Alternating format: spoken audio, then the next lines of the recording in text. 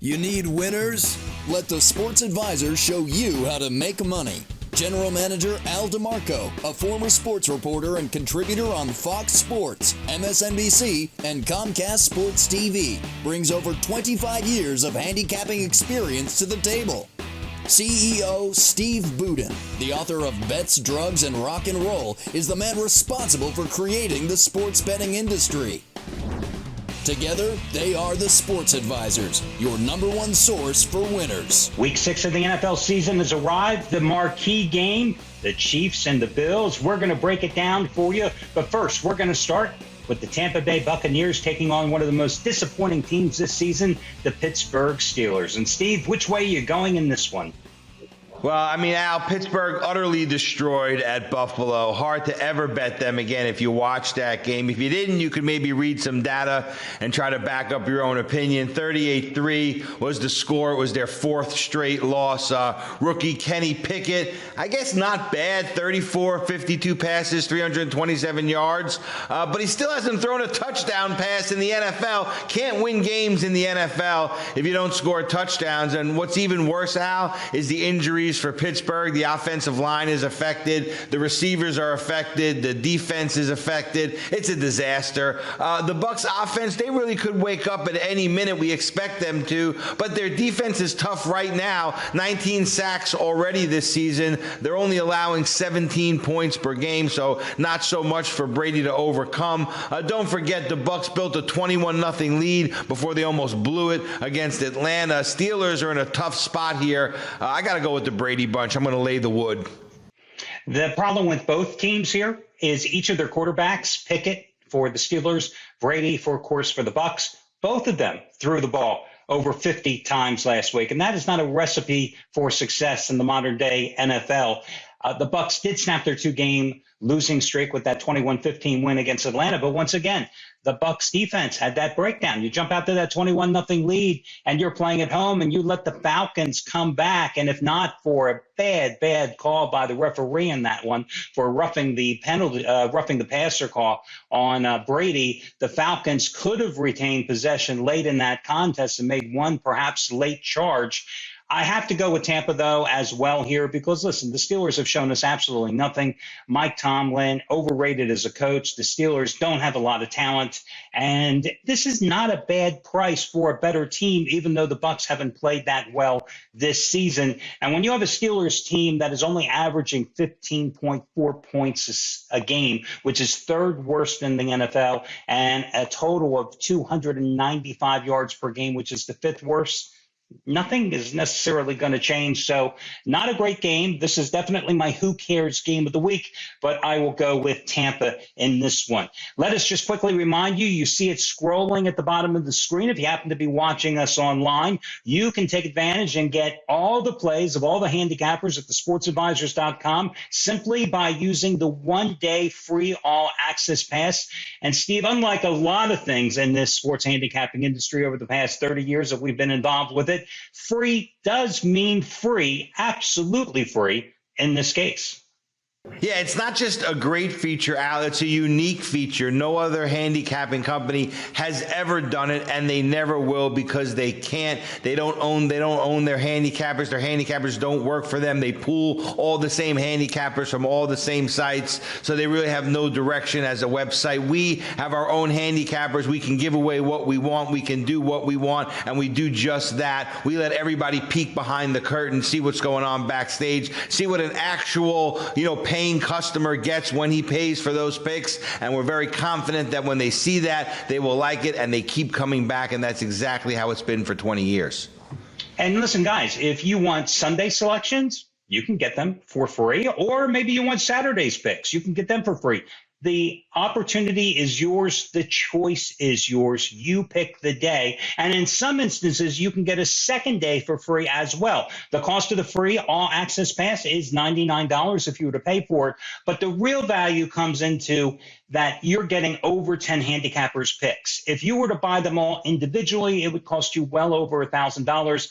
As I always like to say, the only way you lose is if you don't take advantage of this absolutely free opportunity. Next game, again, not a great game, but an interesting one, I think, from a handicapping perspective. You've got the Cincinnati Bengals, who lost on a walk-off field goal at Baltimore last week, going to New Orleans. They're a 1.5-point favorite against the Saints, who managed to outscore the Seattle Seahawks last week. Big homecoming for Joe Burrow and Lamar Chase as they return to New Orleans and the Superdome, where, of course, they won a national championship for LSU a couple of weeks ago. Are you surprised, Steve, at the small price here in this particular contest?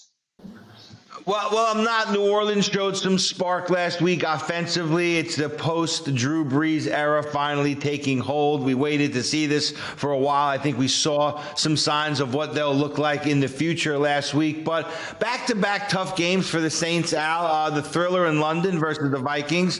The 39-32 score fest with Seattle. How much gas can they have left in the tank for this week? That's the question I would ask. And I'd say not much gas at all. When it comes to defense, the Saints stink. Say that 10 times fast. They rank at the bottom in points per game allowed and yardage differential. Cincinnati suffered a last-minute demoralizing but respectable defeat to Baltimore, but the Bengals are progressing. Tough schedule for the Saints. They play on Thursday next week in Arizona. That's 4 games in 19 days, plus a transatlantic flight that you can throw in there. Give me the Cincinnati Bengals here. They're the team to play. You know, the Bengals, the problem with them continues to be, well, it's twofold. Slow starts in the first half, and the offense just simply isn't clicking. If you go back to last year, when, of course, they made their Super Bowl run, that offense was averaging 27 points a game through the first 5 weeks. This year, just a tad over 21. Now, one of the issues is that they haven't been able to consistently have a strong ground game, as Joe Mixon, even though they rebuilt that offensive line, hasn't been able to really find the holes because the offensive line hasn't been able to get a good thrust and open those holes for him. Now, it has done a better job in terms of protecting Joe Burrow in the past couple of weeks. The good news from a handicapping perspective, from a betting perspective, they did cover against Baltimore last week, so they're on an 11-2 ATS run. I noticed what the Saints did is they kind of turned back the clock last week. They returned to their roots and they started to run the ball more effectively. Of course, they also went with a 2 tight end set on 30 of their 74 offensive plays. They rediscovered Taysom Hill, who had 112 yards. Alvin Kamara had 103 yards. They ran for 235 yards total. But it was Seattle. And as you alluded to, the Bengals are a hell of a lot better defensively. The one thing I will say that for that Saints defense, yes, Seattle had 6 plays of 30 or more yards. You're talking, that's a lot of chunk plays, and 4 of them went for touchdowns. So I think the potential was there for Cincinnati to take advantage and put some points on the board. But let me just have one word of caution. And Steve, we have talked week after week, and I belittled the Baltimore defense. And that defense is not good. But the Bengals couldn't get the job done and put any points on the board against the Ravens. So although I agree with you on the Bengals, I think that, you know, as they go against their old quarterback, Andy Dalton here, most likely he'll probably start again instead of Jameis Winston. It's still a game that you still have to have a little bit of caution if you're anticipating playing Cincinnati. No, I agree. And I think as you look at the big picture for Cincinnati past this game, if they don't find a way to score, they're going to have problems and they're not going to be there, you know, deep into the playoffs. Yeah, they're definitely having that post-Super Bowl hangover, which they aren't the first team to experience it. Hey, before we get to our next game, for those of you that are new to watching us here or listening to us via the podcast, let me just paint the picture of who we are. Steve, of course, you created the offshore sportsbook industry some 20 years ago, and I think that I could tell you everybody your bio, but I think you can do that yourself. Yeah, so 1994 is when I went out to Costa Rica and, created what is now known as the offshore online sports betting business.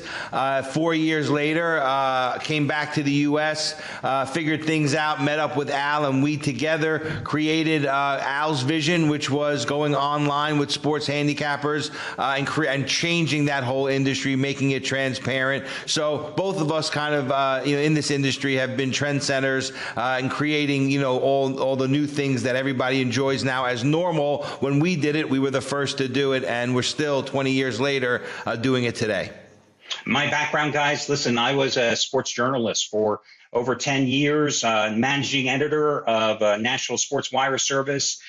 So for me, it was always being in the locker rooms, on the field, around players, and then eventually transitioned into the sports handicapping industry because, let's face it, I've been gambling and playing since I was in high school and college, so this was nothing new. I always talk about and joke about that I turned to the dark side because it was far more lucrative, but I've been in this industry since handicappers were selling the picks on 976 numbers for $2 or $3. And as Steve mentioned, I took this business and realized that when the telephone industry was dying, transitioning it to the internet, it was the way to go because, again, to total transparency and putting the dinosaurs of this industry, those guys that used to proliferate on Saturday and Sunday morning, Steve, those guys that would have those TV shows screaming at the top of their lungs that everything was absolutely free, absolutely free, absolutely free, call their 800 numbers. And, of course, the only thing that was free was actually the call on the 800 number.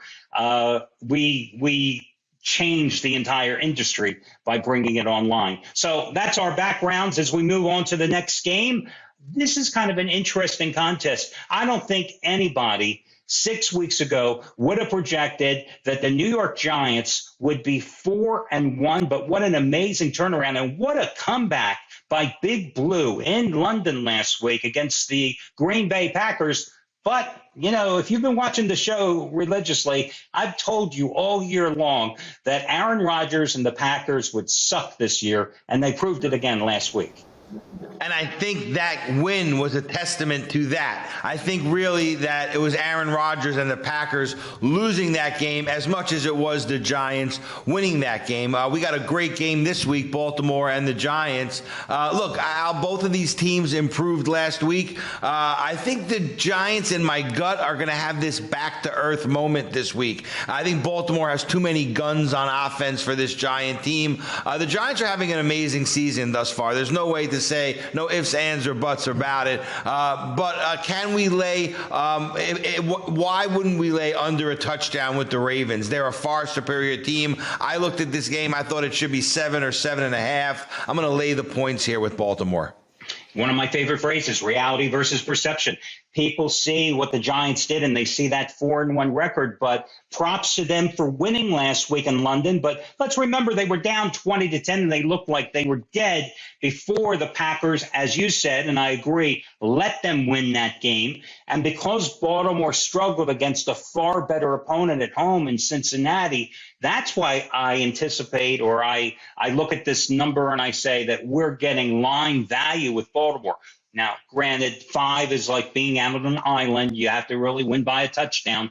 But I'm okay with that because Lamar Jackson didn't play a great game last week. They had to constantly settle for field goals, but they got the job done, and they won the game. And I think Jackson is due for a breakout performance. The Giants' pass rush isn't anything to write home about, and I'm looking for Baltimore to deliver. Listen, the Ravens have struggled at home where they're 1-2 straight up and 0-3 against the spread, but on the road, they're a perfect 2 for 2, both straight up and against the spread. So I'll go for Baltimore and back them as well. Now, this is the game that is no ifs, ands, or buts. Forget about the Cowboys and Eagles, and we're going to talk about that game as the last one here. But Buffalo and Kansas City, this is the game everybody is going to be watching. I often say the marquee games are the toughest ones to win because there is no line value. I always, like to concentrate the most where the odds makers concentrate the least. But I love this game. I'll give you my opinion after I get yours. Yeah, Al, KC, a home dog, no respect. They're 26-5 straight up at Arrowhead. I mean, this is an insult, but the Bills are that good. They truly are. KC's kind of schizophrenic at best. You never know which one is going to show up and when they're going to show up, if they're going to play a full game or just do enough at the end of a game to win. Hard to figure out a side in this one, but these two offenses could go over the total by halftime. I mean, it's conceivable if they really tried. I got to go over here. Sometimes, Al, you just can't talk yourself out of the obvious. Gamblers do this all the time. They see a game, it screams one way, and they start thinking, is this a trap? You know, it can't always be a trap. Sometimes you just got to go with your gut. My gut's telling me over. That's the way I'm going to play this game. Well, considering I lost with the Chiefs at Indianapolis, considering I lost with the Chiefs on Monday night against the Raiders, and I have to be honest with you, I never go against my first instinct. But after I went with the Chiefs on Monday night, a few hours later, I thought to myself, damn, the over was just too easy. And of course, you saw the game went over by 6 or 7 points. I agree with you. Kansas City's on a 10-3 overrun, and its defense is allowing 25 points a game. And Buffalo can certainly put points on the board. And considering that Buffalo has been handcuffed because of injuries in their secondary, especially at the safety position, with Micah Hyde still on the injured list and Jordan Poyer has missed the past 3 games, well, that's a huge opening, and I think plenty of points will be put on the board. And this number is 54. I thought this number would be at least 58, maybe closer to 60. What do they think? These teams are going to suddenly play defense and we're going to have like a 24-21 game? That ain't happening. So I'm with you on the over, but I also like the Bills because this is the game that the Bills have had circled since that 13-second collapse last year in the playoffs, the second straight postseason where they have failed against Kansas City. Yes, they won last year in the regular season meeting, but that was only because the Chiefs had the 4 turnovers. This is the game that they are looking. And again, as I said, this is the payback game. They lost 42-36 in overtime last year in the divisional round. The Chiefs they just don't impress me defensively. I know on paper they at times play very well, but the way the Bills came back a couple of weeks ago at Baltimore from the 20-3 early deficit, the way the Bills were able to rest basically in the bye game they had last week against Pittsburgh, because when you win 38-3, it's not like you have to exert a hell of a lot of effort. And the fact that Kansas City had to play on Monday night, yes, they're at home again. It's still a short week, and we saw how flawed that defense was for Kansas City against a Raiders team. But let's be honest, there's a reason the Raiders are 1-4 on the season. They're not that good. So I'll lay the 2.5, and I'm not worried about, Patrick Mahomes as an underdog and the Chiefs as a home dog, blah, blah, blah.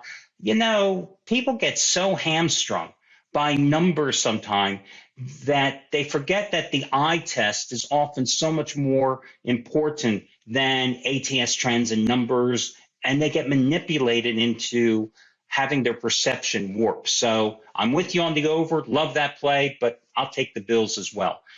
And that, of course, brings us to the last game on the board, and wow, what a game. The only undefeated team left in the NFL, Philadelphia Eagles, and you liked Arizona last week. Props to you. I was not a big fan of the Eagles last week, and I've loved them all season long. Arizona got the cover against Dallas. 4-1, 4 straight wins with Cooper Rush at the helm. Dak Prescott still probably another week away from returning. That'll be interesting. Which way do you go here? Philadelphia is anywhere, as we record this show on Wednesday morning, the Eagles are anywhere from 4.5 to 5, depending on which book you look at, for the Sunday Nighter. I mean, this is a great game, Al. Great game to watch. Tough game to bet. Philly's had a great start to the season. They're certainly back. But this Dallas team is something else, too. Cooper Rush, like you said, he's 4-0 as a starter. He's 5-0 if you count last year. They beat the defending AFC champion Cincinnati Bengals. They beat the defending Super Bowl champion Los Angeles Rams and the New York Giants, who just knocked off Green Bay. But can they beat Philly? I think they absolutely can. Getting 4.5 points, no question. I'm going to go with the boys in this one. Give me this Dallas dog on the road plus the points. I think they get the money.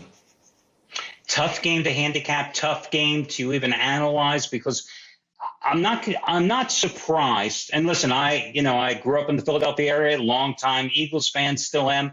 Tough game last week for Philadelphia. I expected a letdown at Arizona because you just can't play at that level all the time. And Philadelphia had some injuries, and they suffered even more injuries, especially along the offensive line. And again, we're doing this Wednesday morning, so I don't know what the status is of a couple of their key offensive linemen. I anticipate this game for the Eagles, because I think Dallas is one of the last three in the series, is one they are pointing toward. And with that Philadelphia crowd at a fever pitch, I think that certainly is even more energy for Philadelphia. But there are some problems with this Eagles team, and that defense is number one. I wasn't impressed with the Eagles defense last year. I'm still not impressed with the Eagles defense this year. They have a big problem stopping the run. Tony Pollard and Ezekiel Elliott last week against the Rams, 164 yards rushing. They both had strong starts to the season. The Eagles' run defense is allowing 5 yards a carry. That's 25th in the league. On first down, opponents are averaging 4.8 yards per carry. On second down, opponents are averaging 4.9 yards per carry. That's the 8th and the 9th most, respectively, in the league. And that's why teams are converting 45% of their third down conversions against this Philadelphia defense. Well, you don't have to be Roger Staubach. You can afford to be Cooper Rush and have success against Jonathan Gammon's defense, the Eagles defensive coordinator, when you run that successfully. With all that being said, I still like Philadelphia in this contest. But, you have to bet with your head, not with your heart. And that's why I'm going to be watching this game. This is one of those marquee games I talked about earlier, where not a game that I would ever put my own money on, even if you paid me to do so. I'm just going to be sitting there getting the Cheetos out, probably a few other things, and just, watching this game as a fan and hoping the Eagles stay undefeated. But I'm with you, Steve. I think this could come right around that 3 or 4 point number. And again, guys, my advice to you is, if this number is sitting at 4.5, absolutely buy down that half point. It would be lunacy if you didn't do it. So, that's it. Not a stunningly great card this week, but certainly some very big marquee games. And we gave you our opinions and hope you make money. And again, you can get my best bet. You can get Steve's crew best bet from his various sources and all the plays from all the handicappers at sportsadvisors.com using the 1-day free all access pass. And Steve, I'll let you take it from there. Nothing better than it on the internet. What do you have to lose? It doesn't cost you a dime. If you're sitting week 5 and you haven't taken advantage of it yet, what are you thinking? It's time. It's time to get all the plays from all the handicappers for absolutely nothing. Pull the curtain back, see what's going on, get some information, and find out how real gamblers bet games, not where they just worry about themselves and how to come up with the winners on their own, where they take the advice of all the best professionals that we've gathered together under one roof, and they go ahead and they mine themselves a winner, and that's how it's done. Come check it out. It's the All Access Pass. It's absolutely free. And 2 quick reminders. Make sure you subscribe to the channel if you're watching on YouTube, so you can always be alerted when we have our next episode available. And catch the college football pregame show I do with Rick Torino as well. The guy has only won 5 consecutive Saturdays with his top-rated 100 dime best bet releases. And this Saturday has his very first ever 150 dime release. He wouldn't tell me what the game is because I don't think he wants me to jinx him, obviously, or put the hex on him. But check the college football pregame show as well.